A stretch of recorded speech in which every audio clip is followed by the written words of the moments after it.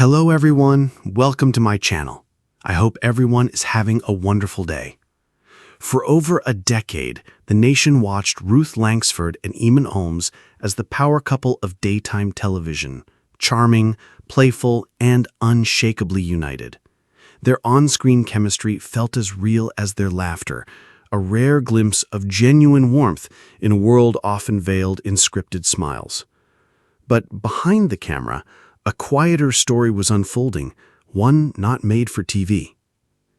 It was a chilly January morning when Ruth sat alone in her conservatory, cradling a cup of lukewarm tea.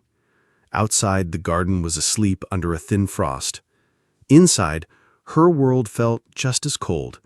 Eamon had left early again, citing another early radio segment, though she hadn't seen his name on the schedule. She had known for some time. Not about an affair, no, it wasn't that kind of betrayal, but about the slow erosion of something she had fought hard to keep alive. The long silences at breakfast, the curt replies, the separate rooms. Love hadn't left in a single storm. It had slipped away like sand through fingers, one unspoken moment at a time. The final push came when they were scheduled to appear together on a popular morning show for a Valentine's special. Producers wanted stories, smiles, a peek into their unshakable marriage. But Ruth couldn't fake it anymore.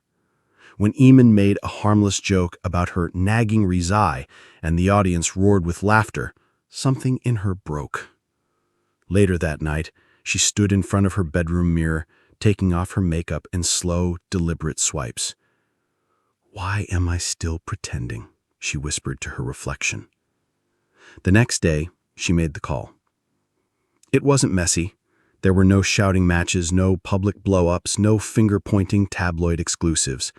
In true Ruth fashion, the announcement was dignified, quiet, and heartbreakingly composed. "We have made the difficult decision to part ways," the statement read. "While we will always cherish the memories and the life we've built together, we've decided to move forward separately, with mutual respect and deep care." Social media exploded. Fans were stunned. Many said they felt as though their own parents had split. How could two people who seemed so perfect, so happy, call it quits? But happiness, Ruth knew, isn't always loud. Sometimes it's hidden beneath layers of resilience. Sometimes it's confused with routine. And sometimes it fades while everyone is too busy smiling for the cameras to notice. The weeks that followed were surreal. Paparazzi lurked outside her gate, friends texted endlessly, and old colleagues offered hollow sympathy. But amid the chaos, Ruth found something unexpected: relief. She began rediscovering the version of herself that didn't rely on a co-presenter to finish her sentences. She took solo walks, cooked meals for one, and even joined a local women's book club under a pseudonym. The first night, they discussed Nora Ephron and drank too much wine. For the first time in years, she laughed without worrying about who was watching. It wasn't the end of love, just the end of one chapter.